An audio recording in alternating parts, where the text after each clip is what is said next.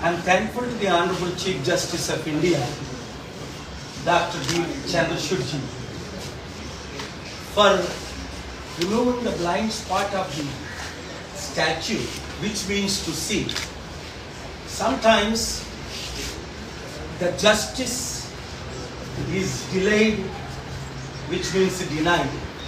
But under the leadership of this Honorable CJ, we are seeing that there is a great hope for our country. And I plead with all the Honorable judges, please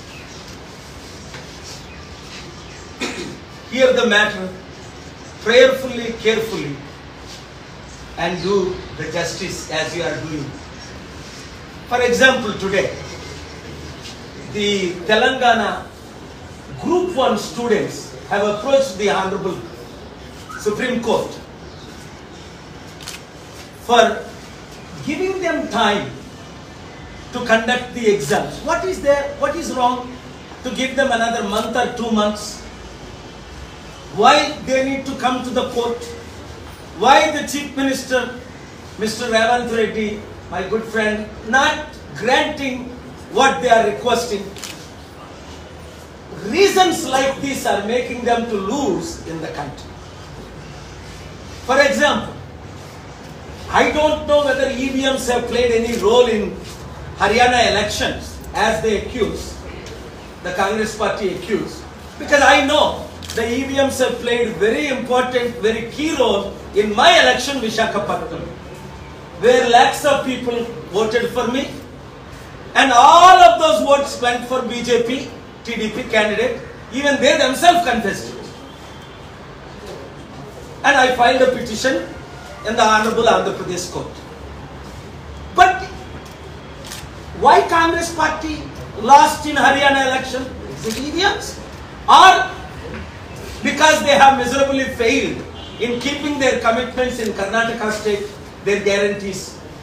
Miserably failed in Telangana because they made 6 promises in Telangana, they haven't kept 1. Now, they made 7 promises in Haryana. People have not believed because they are seeing, right? In Karnataka and Andhra Pradesh, Karnataka and Telangana, they didn't keep promises. Even for Andhra Pradesh, they promised special status. 10 years ago, when they were in power, they could have put a condition. If the state is bifurcated, it will have 5 or 10 years special status. That's why I fought for special status. Honorable Andhra Pradesh Court directed there is special status to be counted, and Chandrababu Naidu is not interested in special status because he hasn't even filed the counter. Forget about Modi government, Congress government, none of them done justice for Andhra Pradesh. But whereas in Telangana, but what is going on in Andhra Pradesh? Somebody is questioning about the liquor scam. What is the Delhi scam? They are directly asking 15%. That is why NRI is coming from all over the world and America. Is this what you promised? Your 6 guarantees, Mr. Chandrababu Naidu, Mr. Pavan Kalyan? You made promises, jobs for unemployed, farmers, pensions. The list goes on and on and on. You have not kept 1 promise in Andhra Pradesh, 1 promise in Telangana, both TDP-led BJP government and Congress-led government in Telangana. That is why people of both states want change. They have seen Congress for 54 years. They have seen TDP for 14 years. They have seen BRS for 10 years.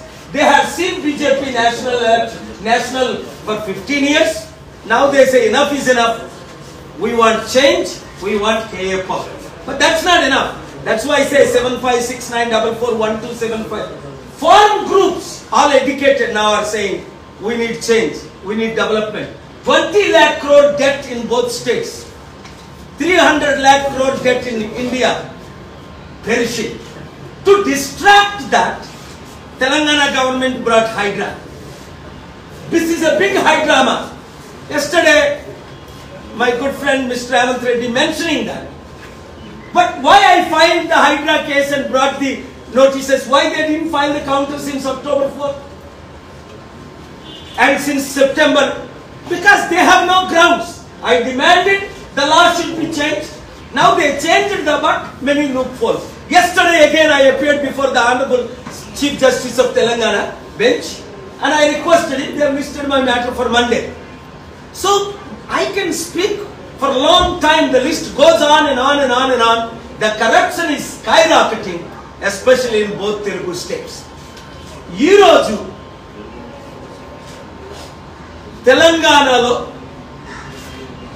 వేల మంది students group 1 supreme కోర్టుని ఎందుకు ఆశ్రయించారు? కొద్ది రోజులు మాకు సమయం ఇవ్వండి. ఎందుకంటే మీరే అనేక సార్లు పోస్ట్పోన్ చేశారు, మరలా మీరే సడన్ గా డేట్ ఫిక్స్ చేశారు. అందుకనే నేను గవర్నమెంట్ ని రిక్వెస్ట్ చేస్తున్నాను, రేవంత్ రెడ్డి తమ్ముడిని. Supreme court already I'm requesting to bring the stay to do justice for Telangana group 1 students. But the government should act responsibly. What is that? ఒక నెల రోజులు 2 నెలలు పొడిగిస్తే తప్పే ఉంది. స్టూడెంట్స్ కి సమయం ఇస్తే తప్పే ఉంది. కనీస ధర్మమేనా చేయొద్దా? మీరు ఎలాగా 6 గ్యారెంటీలు చేయలేదు. అందుకనే మీరు హర్యానాలో ఇచ్చిన 7 గ్యారెంటీలు నమ్మలేదు. అరే వీళ్ళు కర్ణాటకలో 2023లో 6 గ్యారెంటీలు ఇచ్చారు, అక్కడ నెరవేర్చలేదు. తెలంగాణలో 6 గ్యారెంటీలు ఇచ్చారు, అక్కడ నెరవేర్చలేదు. హర్యానాలో 7 గ్యారెంటీలు ఇస్తే వీళ్ళు ఎలా నమ్ముతాం? మనకు సామెత ఉంది కదా, మొదటిదానికి మొగుడు లేడు కడదానికి కళ్యాణం అని. అరే ఇచ్చిన హామీలు మీరు నెరవేర్చి ఏ హామీలు ఇచ్చారు? రుణమాఫీ అన్నారు, రైతులకు చేశారా? రైతు బంధు అన్నారు, చేశారా? నిరుద్యోగ భృతి అన్నారు, చేశారా? నిరుద్యోగులకు ఉద్యోగాలు అన్నారు, ఇచ్చారా? మహిళలకు పెన్షన్ అన్నారు, ఇచ్చారా? ఒక 4 ఫ్రీ బస్సులు వేసి గొడవలు సృష్టిస్తున్నారు. మహిళలు అంత చీప్ గా ఉన్నారా ఫ్రీ బస్సు వేస్తే బస్సుల్లో తిరగడానికి? వాళ్ళకి ఇచ్చిన హామీలు మీరు ఎందుకు నెరవేర్చలేదు? అందుకనే Monday honourable chief justice bench Telangana given a clear and statement in 7 pages. Paul doctor K A Paul peace summit పెడతానంటున్నారు. 2200 పీస్ సమిట్లు ఎకనామిక్ సమిట్లు పెట్టారు. ఎంత డబ్బులు తీసుకొచ్చారు? ఇది ప్రూఫ్. ప్రపంచంలో ఆయన లక్షల కోట్లు ఎలాగ తెచ్చారో ఇదిగో ప్రూఫ్ అని ఎవిడెన్స్ తో నేను తెలంగాణ హైకోర్టుని అప్రోచ్ అయ్యాను. తెలంగాణ హైకోర్టు 7 పేజీలు జడ్జిమెంట్ ఇచ్చారు అందులో ఆర్డర్లో. అయితే మేము రేవంత్ రెడ్డి గారిని ఫోర్స్ చేయలేము. నేను ఫోర్స్ చేయమని అంట్లా. తమ్ముడు సెప్టెంబర్ 30th మరో మేము కలుసుకున్నాం.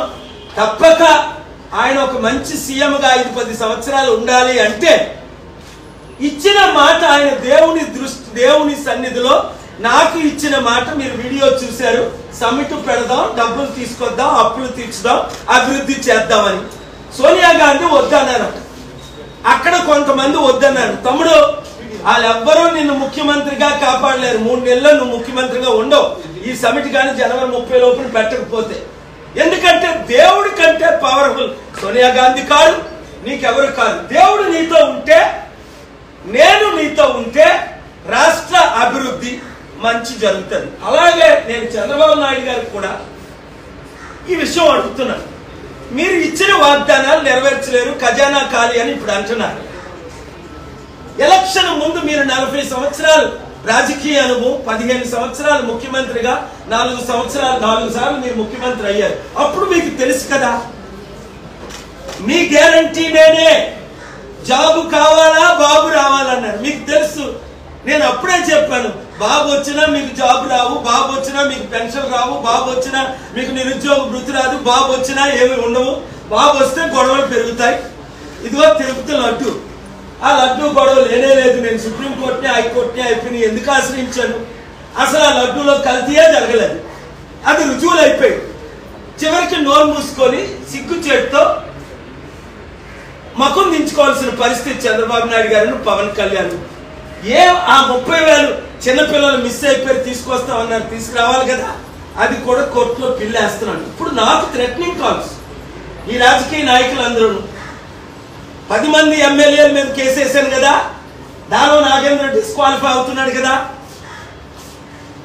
అప్పుడు ఇందిరాగాంధీ అయినట్టు ఇప్పుడేమో నేను కోర్టులో కేసేస్తుంటే, కోర్టులో న్యాయం చేస్తుంటే, కోర్టులో కేసులు విత్డ్రా చేసుకోవాలి, లేకపోతే మిమ్మల్ని చంపేస్తాం. రే రాజకీయ నాయకులు నన్ను చంపుదాం అన్నోళ్ళు ప్రపంచంలో అందరూ చచ్చారు. మీకు తలంపు రాకముందు మీరు చంపాలంటే నన్ను చంపడానికి ప్లాన్ చేసుకోండి ఎవడైనా. దానికి ఎగ్జాంపుల్ మిత్రులు రాజశేఖర రెడ్డి గారు, మిత్రులు మా 7 బోర్డ్ మెంబర్స్ ఇంక్లూడింగ్ మా బ్రదర్. అర్థం చేసుకోండి, నేను దేవుడు పంపగా వచ్చాను, మంచి చేయడానికి వచ్చాను, ప్రజల కొరకు పోరాడడానికి వచ్చాను. 155 దేశాల్లో మంచి చేసి మన దేశం కొరకు 43 సంవత్సరాలు పోరాడి, ఇంకా చట్టపరంగా పోరాడి మీకు న్యాయం చేసి లక్షల కోట్లు తీసుకొచ్చి కంపెనీలు తీసుకురావడానికి వచ్చాను. అలాంటిది నా మీద మీరు కుట్రలు పంపితే ఉన్న సెక్యూరిటీని కూడా తీసేశారు. ఎందుకు? పాల్గారు ఏమైనా జడ్చారు, భయపడ్డారని. గవర్నమెంట్ ఏమంటుంది? మేము సెక్యూరిటీ ఇస్తాం అంటున్నాను. ఒకటే మాట, నా సెక్యూరిటీ దేవుడే. కలలో కూడా మీరు బాగుపడరు. నన్ను చంపాలని ప్రయత్నిస్తున్న ప్రతి ఒక్కరు చస్తారు. చచ్చిన తర్వాత మీరు నరకానికి వెళ్తారు, నేనైతే స్వర్గానికి వెళ్తాను. ఎందుకంటే పుట్టిన తర్వాత మంచిగా చేశాను. 3,10,000 మంది అనాథులను ఆదుకున్నా, 40 లక్షల వితంతువులను ఆదుకున్నా, 2,10,00,000 మంది యూత్ కి ట్రైనింగ్ ఇచ్చా, ప్రపంచం అంతా యుద్ధాలు ఆపి శాంతి నెరవేర్చా. కనుక దాన్ని అర్థం చేసుకొని అక్కడ చంద్రబాబు నాయుడు గారు, ఇక్కడ రేవంత్ రెడ్డి గారు తమ్ముడు, ఇక్కడ నరేంద్ర మోదీ గారు మంచి చేద్దాం రండి, ప్రపంచంలో డబ్బు ఎక్కువైపోయింది, మనకు దరిద్రం ఎక్కువైపోయింది. అందుకనే ఈ హై డ్రామాలు మీరు మానేసి ఇప్పుడైనా బుద్ధి తెచ్చుకొని, మీరు హిమాచల్ ప్రదేశ్, తెలంగాణ, కర్ణాటకలో ఇచ్చిన హామీలు నెరవేర్చలేదు కనుక ప్రజలు మీకు హర్యానాలో బుద్ధి చెప్పారా అన్నది మీరు గమనించి, మంచి ఎలా చేయాలంటే ఆదాయం కావాలి. ఆదాయం ఎలా తీసుకురావాలి? మిమ్మల్ని ఎవడు నమ్మడం లేదు. ప్రపంచంలో ఎవడు మీ మొక్కలు చూసి ₹1 ఇవ్వడం లేదు. మనకు అప్పులే ఎవరైనా ఇస్తున్నారు మన గవర్నమెంట్. రాష్ట్రాలకు అప్పులు దొరకట్లేదు, దేశానికి అసలు అప్పులు దొరకట్లేదు. నేను ఇంకో 10 రోజులు అమెరికా నుండి వచ్చా. ప్రతి ఒక్కరు ఇదే కోరిక, మీరు ఇండియాని మంచి మార్గంలో తీసుకెళ్ళండి, చైనా కంటే గొప్పగా చేద్దాం, మేము ఇన్వెస్ట్మెంట్లు తీసుకొస్తాం, మాకు చైనా వద్దు ఇండియా ముద్ద అంటున్నాను. కానీ ఈ రాజకీయ పాలసీలు వాళ్ళకి నచ్చట్లేదు. అందుకే మరలా నేను అమెరికా నుండి వచ్చాను. Thank you very much.